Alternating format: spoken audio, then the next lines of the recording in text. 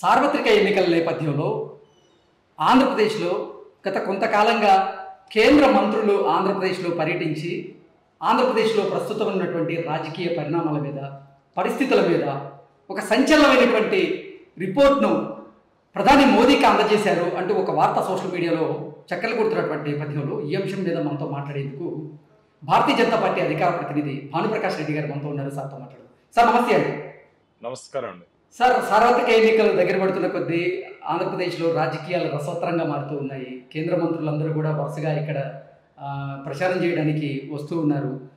ప్రస్తుతం అసలు ఆంధ్రప్రదేశ్లో ఉన్నటువంటి రాజకీయ పరిణామాల మీద, పరిస్థితుల మీద కేంద్ర మంత్రులు ప్రధాని మోదీ గారి దృష్టికి ఒక సంచలనమైనటువంటి నివేదికను తీసుకువెళ్లారు అంటూ ఒక వార్త సోషల్ మీడియాలో చక్కలు కొడుతూ ఉంది. దీని మీద మీ విశ్లేషణ ఏంటి సార్? మీకు ప్రేక్షకులందరికీ నమస్కారాలు. సంచలనం ఏం లేదండి. ఆంధ్రప్రదేశ్ లో జరుగుతున్న ప్రతి పరిణామాన్ని కేంద్ర పార్టీకి, కేంద్ర ప్రభుత్వానికి, పార్టీ వేరు ప్రభుత్వం వేరు. ఎందుకంటే పార్టీ అంటే మేమంతా ఉంటాం, ప్రభుత్వం అంటే మంత్రులు, ప్రధానమంత్రి అంతా ప్రభుత్వం. కాబట్టి ఇక్కడ ఏం జరుగుతుందో మొత్తం అద్దంలో చూసే విధంగా కేంద్ర పెద్దలకు తెలుసు, కేంద్ర ప్రభుత్వం పెద్దలకు తెలుసు. చెప్పాల్సింది ఏం లేదు. మొత్తం 5 కోట్ల మంది ఈరోజు బాధపడుతున్నారు ఈ ప్రభుత్వం వ్యవస్థ నుండి, ప్రజా వ్యతిరేక విధానాల మీద. మాకు వద్దు జగన్మోహన్ రెడ్డి గారి ప్రభుత్వం అని చెప్పి ఆంధ్రప్రదేశ్ ప్రజలు ఒక నిర్ణయానికి రావడం జరిగింది. ఎందుకంటే ఈ 5 సంవత్సరాల కాలంలో జగన్మోహన్ రెడ్డి గారు ఆంధ్రప్రదేశ్ ని, గతంలో అన్నపూర్ణ ప్రదేశ్ గా ఉన్నట్టు ఆంధ్రప్రదేశ్ ని అరాచక ప్రదేశ్గా, అవినీతి ప్రదేశ్గా, అప్పుల ప్రదేశ్గా, అక్రమాల ప్రదేశ్గా, పూర్తిగా అంధకార ప్రదేశ్గా మార్చినట్టు ఘనత జగన్మోహన్ రెడ్డి గారికి దక్కింది. ఏ రోజైతే విధ్వంసంతో తన పరిపాలన మొదలు పెట్టాడో, ప్రమాణ స్వీకారం చేసిన తర్వాత 2019లో, ఆ రోజు నుంచి వారి మైండ్ సెట్ ఒక ప్రతిపక్షాన్ని కానీ, ప్రజల్ని కానీ, పత్రికల్ని కానీ టార్గెట్ చేస్తూ ప్రజల కోసం పనిచేయాల్సిన ముఖ్యమంత్రి ప్రతీకారంతో పనిచేస్తే ఏ విధంగా పరిపాలన ఉంటుందో ఆ విధంగా ఆంధ్రప్రదేశ్లో జరుగుతోంది. ఇంత అన్యాయమైన ఉంటే ప్రభుత్వం ఎక్కడ భారతదేశంలో ఎక్కడ లేదు. 2019కి జగన్మోహన్ రెడ్డి గారు ముఖ్యమంత్రి అయిన తర్వాత పరదాల చాటు ముఖ్యమంత్రిగా మారిపోయారు. ఆయన బయట రావాలంటే పరదాలు కట్టాలి, 2000 మంది పోలీసులు బందోబస్తు ఇవ్వాలి. ఎక్కువ మీరు కానీ గమనించారంటే 10-15 కిలోమీటర్లు ముఖ్యమంత్రి గారి పర్యటన ఉంటే కూడా హెలికాప్టర్లో ప్రయాణం చేస్తారు. గాల్లో ప్రయాణం చేసే ముఖ్యమంత్రి కావాలండి మనకు? ఆంధ్రప్రదేశ్ ప్రజలు ఈరోజు అదే ప్రశ్నిస్తున్నారు. రావాలి జగన్, కావాలి జగన్ అని కోరుకున్న ఆంధ్రప్రదేశ్ ప్రజలు 151 స్థానాలు ఇచ్చారు. వేరే ఎవరినో ఉంటే మంచి పరిపాలన ఇచ్చి ఈరోజు నేను ఈ మంచి చేశాను, నాకు ఓటేయండి అని చెప్పి అడిగే పరిస్థితి ఉంది. ఈరోజు ఏం ముఖం పెట్టుకొని ఓటు అడుగుతారు? 2019లో వారు అన్నారు, నేను 2024 నాటికి వచ్చేటప్పటికి మద్యం షాప్ ఒక్కటి కూడా ఉండదని చెప్పాడు. ఎక్కడండి? కొన్ని వేల, దాదాపు 1,40,000 కోట్ల రూపాయలు మద్యం మీద టర్నోవర్. మద్యాన్ని తాకట్టు పెట్టి రాష్ట్ర ఖజానాకి అప్పు చేసినట్టు ఈ ముఖ్యమంత్రి ఎవరు ఉన్నారంటే జగన్మోహన్ రెడ్డి గారు. జాబ్ క్యాలెండర్ అన్నారు, ఏమిచ్చారు? ఉద్యోగస్తులకి హామీ ఇచ్చారు, ఏమిచ్చారు? పారిశ్రామిక అభివృద్ధి అన్నారు, ఏం జరిగింది? రైతులకు అండగా ఉంటారన్నాడు, ఏం చేశారు? అన్ని ఎక్కడ చూసినా ఒక నెగిటివ్ థాట్ లో, నెగిటివ్ థింకింగ్ తో పోయారు. మామూలుగా ఏ ముఖ్యమంత్రి అయినా సరే 5 సంవత్సరాల కాలంలో ఒక సక్సెస్ఫుల్ సీఎం గా కావాలని చెప్పి అనుకుంటారు. కానీ ఆంధ్రప్రదేశ్ రాష్ట్ర ముఖ్యమంత్రి ఒక స్టిక్కర్ సీఎం గా గోడలపై ఉండిపోయాడు. గుండెల్లో ఉండాల్సినటువంటి ముఖ్యమంత్రి కేవలం గోడలకే పరిమితమైన ముఖ్యమంత్రి ఆంధ్రప్రదేశ్ రాష్ట్ర ముఖ్యమంత్రి. సరే, నేను అడుగుతున్నాను, ఈరోజు జగన్మోహన్ రెడ్డి గారు 2019లో ముఖ్యమంత్రిగా బాధ్యతలు స్వీకరించినటువంటి సమయంలో ఈ రాష్ట్ర ప్రభుత్వ అప్పు దాదాపు 3,35,000 కోట్ల రూపాయలు. ఈ రోజు ఈ రాష్ట్ర ప్రభుత్వ అప్పు దాదాపు 14 లక్షల కోట్ల రూపాయలు అంటున్నారు. అంటే మరి నిర్మలా సీతారామన్ గారు గతంలో, భానుప్రకాష్ రెడ్డి గారు, మరి నిర్మలా సీతారామన్ గారు గతంలో ఆంధ్రప్రదేశ్కి చెందినటువంటి అప్పు అంత లేదు అంటూ కూడా ఆవిడ చెప్పేటువంటి ప్రయత్నం చేశారు. ఇప్పుడు మీరేమో అంటే ఆంధ్రప్రదేశ్కి సంబంధించినటువంటి అప్పు మీద భారతీయ జనతా పార్టీలోనే భిన్న స్వరాలు అయితే వినపడుతూ ఉన్నాయి. కొంతమంది ఏమో 14 లక్షల కోట్లు అప్పు చేశారంటూ చెప్తూ ఉంటే, మరికొంతమంది ఏమో లేదు అంత లేదు, 6.5 లక్షల కోట్లు మాత్రమే అప్పు చేశారంటూ కొంతమంది చెప్తున్నారు. అసలు వాస్తవాలు ఏంటి అంటే ఏం చెప్తారు? ఈ ప్రభుత్వానికి ధైర్యము, దమ్ము ఉంటే ఒక శ్వేతపత్రం విడుదల చేయమని చెప్పండి. కేంద్ర ప్రభుత్వం నుంచి అప్పు ఎంత తెచ్చారు? కార్పొరేషన్లు ప్రభుత్వ ఆస్తులు తాకట్టు పెడుతున్నారు కదండి, ప్రభుత్వ ఆస్తులు. అందుకని చెప్తున్నా కదా, రాష్ట్ర ప్రభుత్వంలో, ఈ ఫెడరల్ సిస్టమ్ లో, రాజ్యాంగంలో రాష్ట్ర ప్రభుత్వానికి కొన్ని ప్రత్యేక అధికారాలు ఉంటాయి. అధికారాలు అడ్డం పెట్టుకొని అసలు జీవోలు బయట వస్తున్నాయో చెప్పండి. ఈ రోజు ఆంధ్రప్రదేశ్ గవర్నమెంట్ ఆర్డర్స్ వాళ్ళు చేస్తుంటే పనులు కానీ గవర్నమెంట్ ఆర్డర్స్ బయట వస్తున్నాయి, రావట్లేదు. ఎందుకు దాపరికాలు? దాంట్లో అక్రమాలు అవినీతి జరగకపోతే ఎందుకు దాపరికాలు జీవోల్లో బయట పెట్టమని చెప్పండి. మీ ద్వారా నేను డిమాండ్ చేస్తున్నా. ఈ 5 సంవత్సరాల కాలంలో కేంద్ర ప్రభుత్వం ఎంత ఇచ్చింది, కేంద్ర ప్రభుత్వం నిధులు ఎంత ఇచ్చింది, రాష్ట్ర ప్రభుత్వం అప్పు ఎంత చేసిందో ఒక శ్వేతపత్రం విడుదల చేయమని చెప్పండి. ప్రతిపక్షాలుగా ప్రజలతో పక్షాన్ని మేము మాట్లాడుతున్నాం, డైరెక్ట్ విడుదల చేయమని చెప్పండి. ఆన్ పేపర్ మాట్లాడుకుందాం. ఎందుకు మీరు చెప్పినట్టు మేము ఒక మాట వాళ్ళొక మాట కన్ఫ్యూజన్ ఉండదు కదా. అంటే చెయ్యలేరు, ఎందుకంటే వారు అప్పుడు ఊబిలో కూరుకుపోయినటువంటి. ఆంధ్రప్రదేశ్ కి ఆర్థిక శాఖ మంత్రి లేడండి.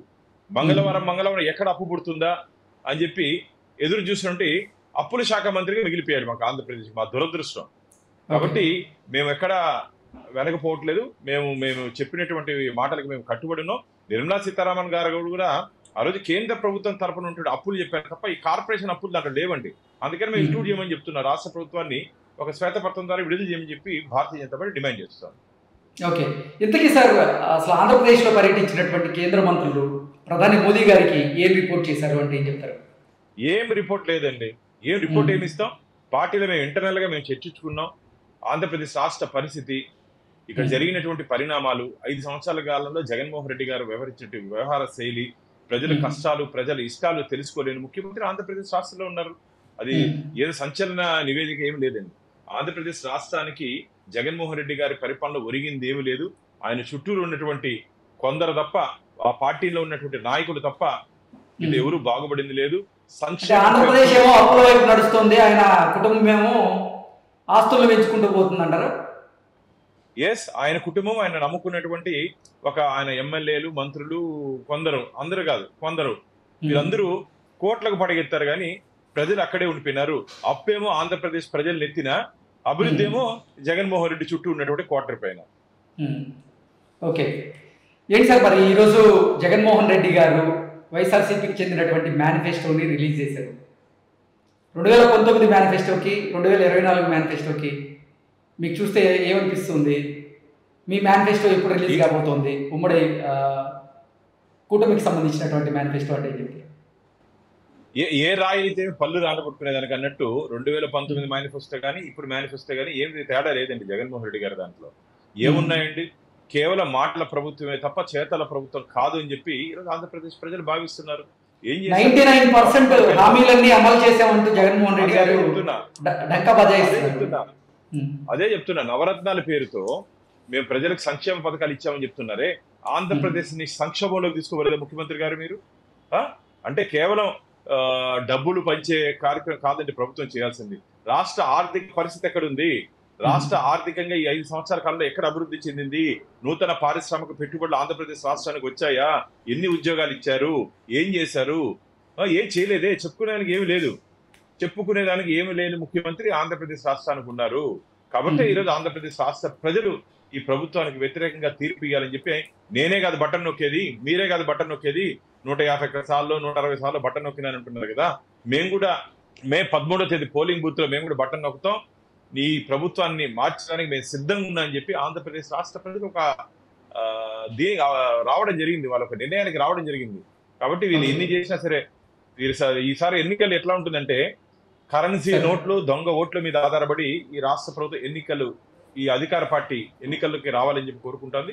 దాదాపు తిరుపతిలో 34,000 దొంగ ఓట్లతో 30 ఎపిక్ కార్డ్స్ డౌన్లోడ్ చేసి, ఇది మేము ఆరోపణ కాదండి, వాస్తవాలు. కేంద్ర ఎన్నికల సంఘం దీంట్లో ఇప్పటికే ఆర్ఓగా ఉన్నటువంటి ఆ రోజు అధికారిని, ఐఏఎస్ స్థాయి అధికారిని ఎన్నికల విధి నుంచి తప్పించడం జరిగింది. డిప్యూటీ కమిషనర్ ని, పోలీస్ అధికారులందరినీ సస్పెండ్ చేయడం జరిగింది. అంటే ఇదే అండి, ఎన్నికల పేరుతో ఎంపికలు చేస్తారా?